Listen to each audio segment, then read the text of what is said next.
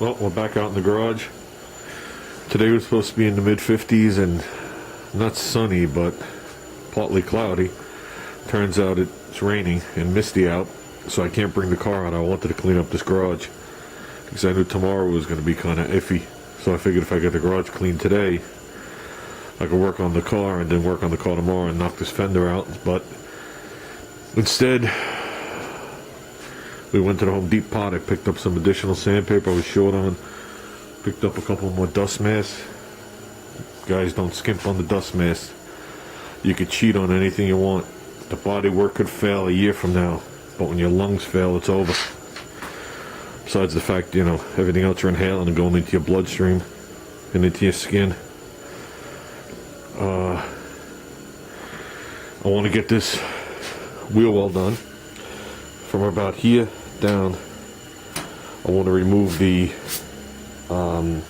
metal glaze, and I just want to taper and feather it right here. This is all good. I know this is still a bit low, so I'm going to knock this off, give this a quick skim. I know right here was a slight, or right here, wherever it is a slight low area. And then I got to work on this. This will probably be done by hand. While I'm doing that, I'm going to glaze the top of this fender. I only found that one ding on the fender and where I took care of the antenna hole. But it seems like every Ramble I've ever seen in any old car, as soon as you paint it, there seems to always be whoops and waves in the tops of the fenders. So, I might as well skim it. Plus I see a tiny little ding right there. So, there'll probably be words up top of here too anyway. So I figure I'll skin up here while I'm working on down here. So I got something to do after. I want to try and get this fender done by the end of the weekend, which to me is Sunday and Monday. And that's it. Get ready to move on. So, well, let's get working. Okay, we got the top of the fender glazed. That should be fine. When we're done, there shouldn't be much of anything there.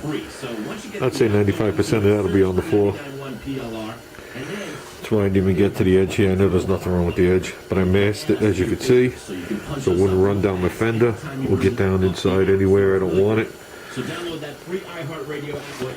So, I think that's going to be just fine. Let's forget about that and get back on this wheel.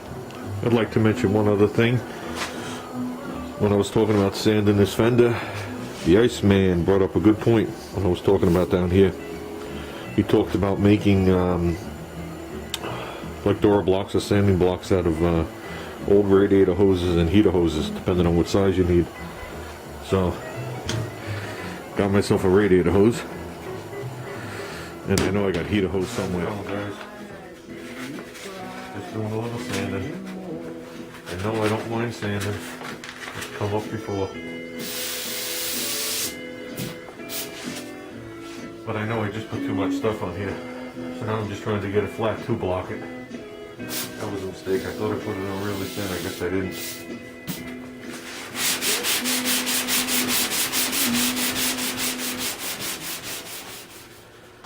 Well, I have to say thanks to everybody that's still watching my channel after that cam chat. I can see right off the bat I lost 5 people. That's fine.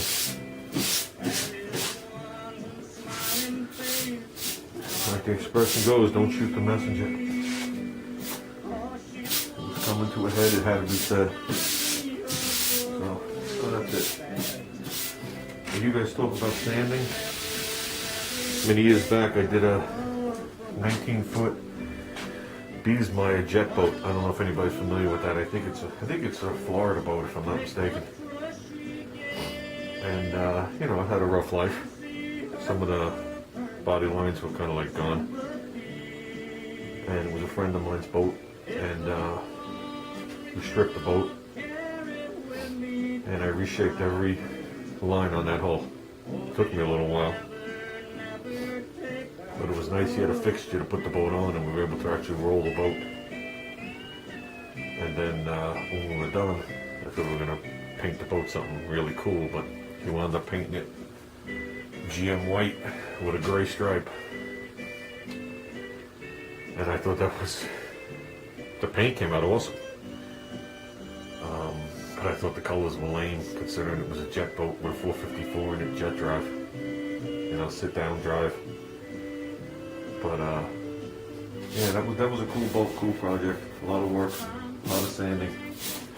I spent an hour on this much of it. It never seemed like you got anywhere reshaping the line.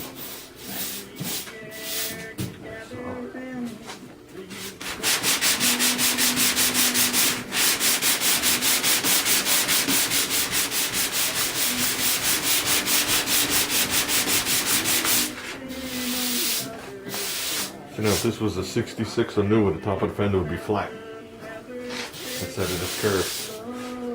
It would look like this, because this and this are the same on wheels. It's just like from here forward, so when they round it around, it's different.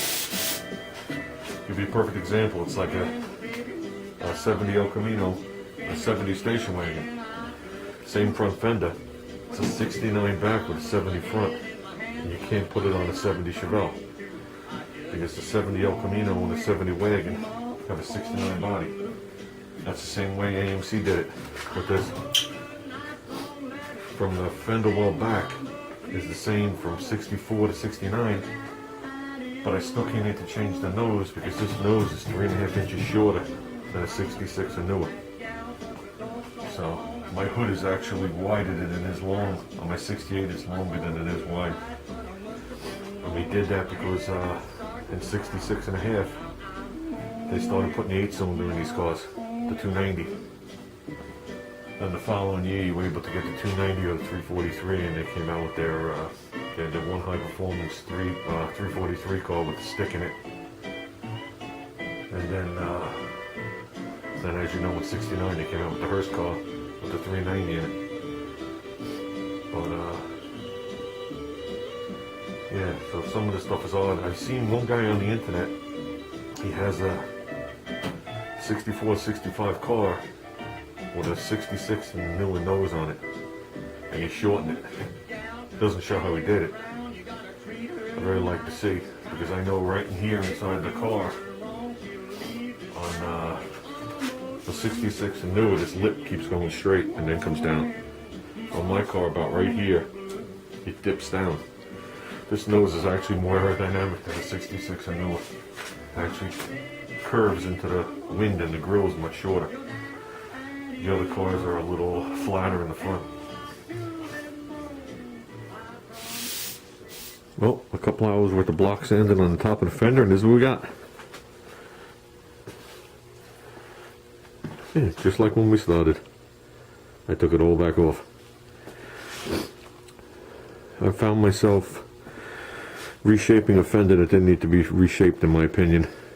So I am going to feather these two out. I did take care of that little ding in the front, and I'm calling it good.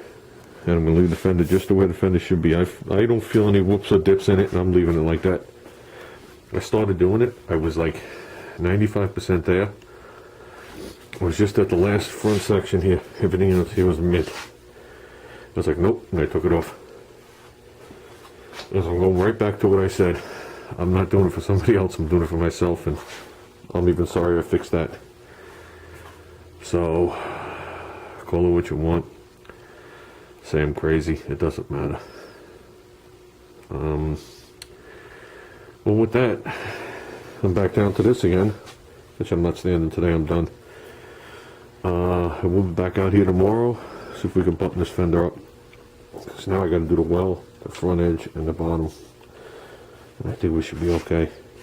So, hopefully I get this within the next shot or so. I think I will. The front and bottom should be one shot. So,